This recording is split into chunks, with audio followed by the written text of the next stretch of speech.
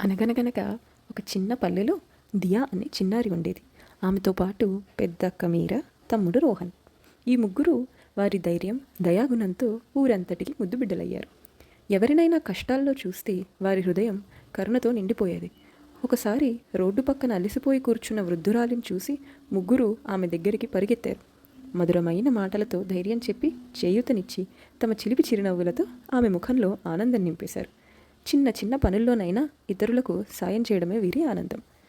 ఒక సాయంత్రం మామిడి తోటల గుండా అరణ్యంలో నడుస్తూ ఉండగా అడవి అంచు నుంచి ఒక భయంతో నిండిన కేక వినిపించింది. గ్రామస్తుడు పరిగెత్తుకుంటూ వచ్చి పారిపోండి పారిపోండి అంటూ ఆత్రంగా కేకేశాడు. పర్వతాల్లో మంటలు చెలరేగి అక్కడి నుండి తరిమివేయబడిన ఆకలితో అలమటిస్తున్న నక్కల గుంపు ఊరిపై దూసుకొచ్చింది. వాటి అరుపులు గాలిని చీల్చాయి. ఎర్రగా మెరుస్తున్న కళ్ళు భయపెట్టాయి. ముగ్గురు ఒక్కసారిగా ఊరి వైపు పరిగెత్తారు. గ్రామస్తులు భయపడి పారిపోవడం ప్రారంభించారు. కానీ దియా, మీరా, రోహన్ మాత్రం గట్టి హృదయంతో నిలబడ్డారు. ఏదైనా చేయాలి, లేకపోతే ఊరంతా నాశనం అవుతుంది అనుకొని ఒక యోచన వేశారు. మీరా, రోహన్ తమ అమ్మమ్మ చెప్పిన దేవాలయ గంట గురించి గుర్తు తెచ్చుకున్నారు. ప్రమాదం వచ్చినప్పుడు ఆ గంట మోగితే గ్రామం రక్షణ పొందుతుంది అని వెంటనే వారు పాత గోపురం వైపు ఉరుకులు పరుగులు తీశారు.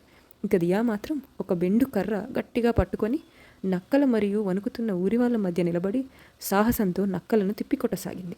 అతిపెద్ద నక్క దూకబోతున్న వేళ ఒక ఖంగుమన ఘంటానాదం గగనమంతా మారుమ్రోగింది. ఆ దేవాలయ ఘంటా శబ్దం ఊరంతా కంపింపజేసింది. లిక్కిపడిన నక్కలు ఒక్కసారిగా ఆగిపోయాయి. వాటి ఆకలి, కళ్ళల్లోని వెలుగు మసకబారిపోయింది. భయంతో వనకసాగాయి.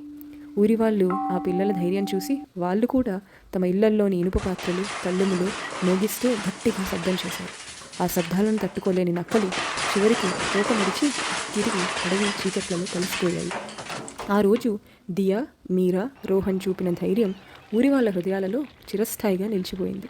ఆ అందమైన నది ఒడ్డున ఉన్న పల్లెలో ఆ గాథ తరతరాల పాటు చెప్పుకునే ఒక చిరస్మరణీయమైన కథగా మారింది.